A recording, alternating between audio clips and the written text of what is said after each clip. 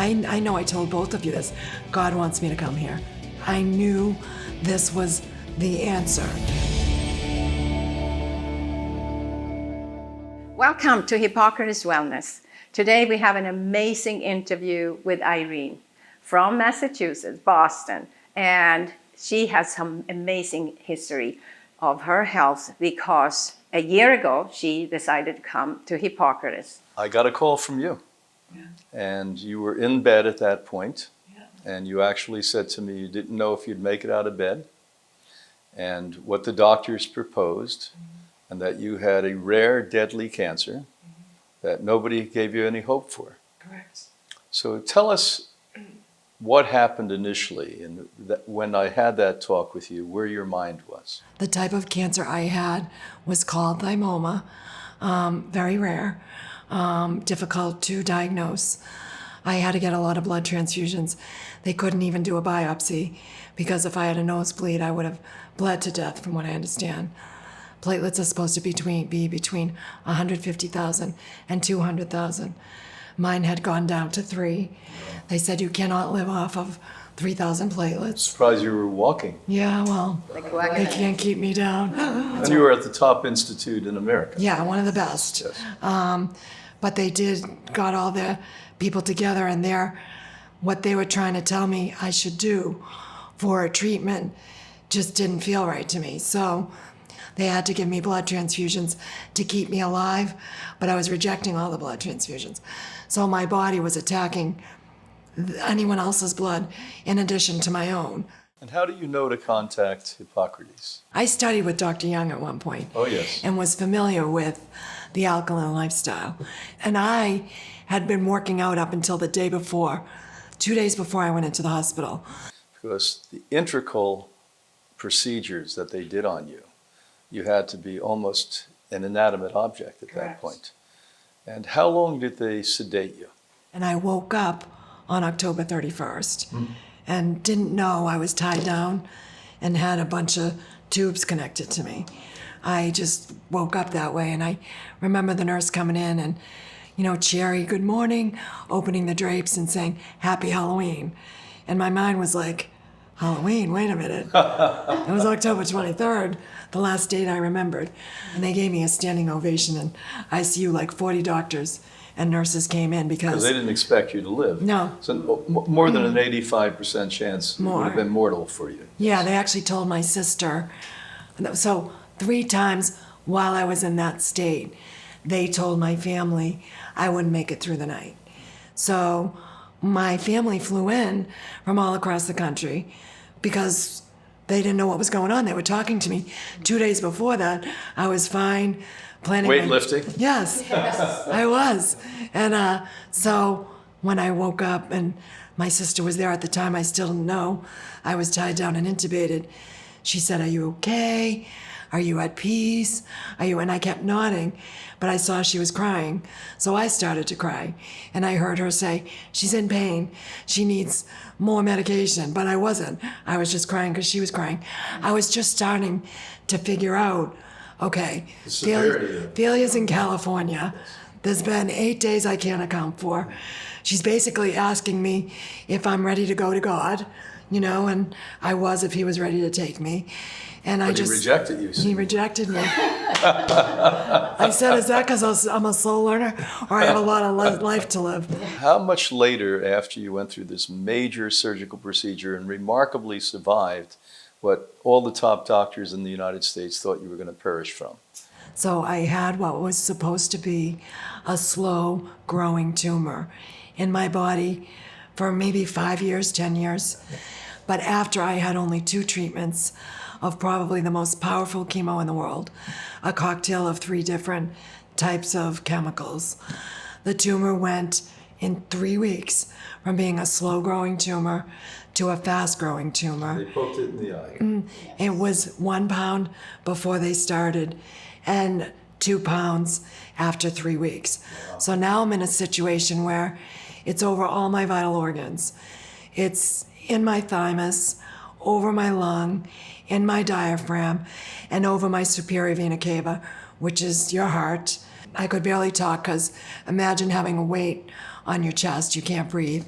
A 2-pound tumor that was prolifically spreading throughout the body on all the organ systems. And now you needed to see cardiologist, pulmonologist, and nephrologist. You needed Yeah. to see everybody. Everything, all my vital Everybody. organs. I remember you telling me that I had a monster inside of me and that I needed to get rid of it.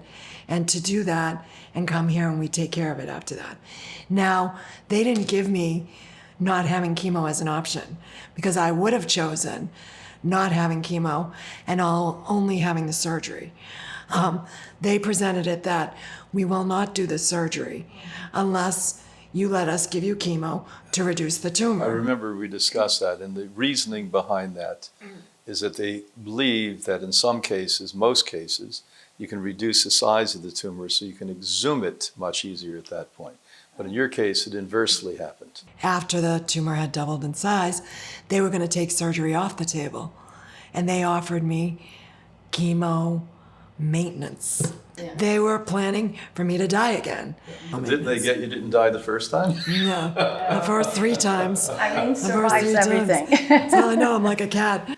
I remember you came here, you were weak, but one thing from the minute I spoke to you on the phone to when you first came here, now this is your 3rd visit here, is that your extremely focused spirit has never wavered. Never. That the light has been bright in you. And I know after 52 years of doing that, that's the ingredient that's required to heal. I went through your courses and I didn't know it at the time, but I was doing all the things that the people you study who survive terminal illness. Not only is thymoma rare as a cancer, but I had 2 other conditions, a megakaryocytic thrombocytopenia and red blood cell aplasia. So the hematologist, he asked me if he could document me because he said that once he journaled me, I would be the 3rd person in the entire world on this earth to have had that exact diagnosis with those exact side effects. So in all the medical archives globally, That's what I every was country told. in the world, Yes. I'm sure that's true Yeah. because they usually don't have that trio that come together. So they didn't see an out. What would you say to them when they say there's nothing they could do? I said, well, Why am I here? I said, it's okay, you don't know the answer. It doesn't mean there isn't an answer. And I look at my journey, and this was a journey, as like a relay. I took your advice from day one. I said, I want to live. Like, I didn't want to be kept alive on chemo maintenance. My mindset was, I'm going to be cured. I'm not going to be on any medication or chemo, therapies for the rest of my life. They did what they could do. They kept me alive. They had to paralyze me to keep me alive. My organs were turning to liquid blood. That was another problem. They were with the red literally blood cell. dissolving. It was like a dance against time. And I did have the surgery. They took out, they had to take out 1.5 ribs to get to all of the tumor. The Now tumor. this became biblical too. Yeah, Taking exactly. ribs out. And I was in the hospital the first time, 40 days and 40 nights. Okay. So my sisters joke all the time, why is everything so biblical? So they took out all of my thymus gland, which is really the head of your immune system, many lymph nodes. Thank God I visualized it peeling off my heart, so it came off of there. They had to take out 30% of my lung and 75% of my diaphragm. They wanted to do a pneumonectomy, which is taking out the entire lung. And they envisioned me being on oxygen the rest of my life. And I said no. So in order for me to stop attacking anyone else's blood or even my own, they had to put me on cyclosporin. Now I've been here 3 times. I can prove how miraculous wheatgrass is. But scientifically, it does work. But I'm probably one of your most extreme examples. What is it about your commitment to you and your commitment to this pure and healing lifestyle? If you think about it, rich or poor, don't we all have access to grass? If there was a God and he believed in loving all of his people, wouldn't he put it in something we all had access to, rich or poor? Well, people don't realize the most elite military all over the world, the Green Beret, Navy SEALs, the Israelis, teach that you can sustain life permanently on grass. Absolutely. So if all else fails, you should eat grass. Matter of fact, we saw a clip from 1930s, a colonel from the British Army basically was going into Hyatt Park in London and eating it, and it was a big scandal at that point. Isn't that funny? I thrived while I was here. Everything you said, Anna Maria, would happen. She said, you're going to, I think I was going to be okay. The second week I would get worse. The third week I would get better. I only slightly dipped the second week because I was really trying to do this lifestyle before I got here. So I didn't detox as much as other people because I was as close to it as I could be without knowing what it was, you know? And then when I got back, before I got here, they were 145. 3 weeks, they pretty much consistently went up. They stayed the same the second week. But after I got home, they went up even more. So my platelets went up to 220,000. So 150 to 200 is a safe range. Yes. But and I swear, God made this journey happen so we could prove this to everybody. 50% of the time when the thymus is removed, that cancer, the blood corrects itself. They thought I was healed. The blood corrected itself. So they didn't do any blood tests, even though I asked them to, for a month. So I should have my blood taken once a week, just so I know what's going on. In that month, I remember I went away on October 31st, now a year later, because that's when I woke up out of the coma. I walked the beach and I just thank God for another year of life, because I didn't care. I was living on my terms. Even if I didn't make it through this journey, which I believed I would, I was at peace with my decision. And I tell my doctors, I know what I'm doing. You've told me what the options are. I've investigated. I am prepared to live with my consequences of my decisions. And I use the word live, because I'll tell you, I knew I was gonna live. You know, I knew my consequences meant living. They wanted to give me chemo during surgery, which I refused. Then after surgery, they wanted to give me chemo or radiation. I had already been here at that point. I said no. They told me, even though I didn't test for cancer, that there was a 95% chance that I still had it. And even if I didn't have it, there's a 95% chance I was gonna get it back. And I told them I was the 5%, and I got up and I walked out of there. It's been a month, they haven't tested me, and they called me up that night and said, call your oncologist or get to the emergency room. Your platelets are 25. I said, I don't have an oncologist. I refuse treatment.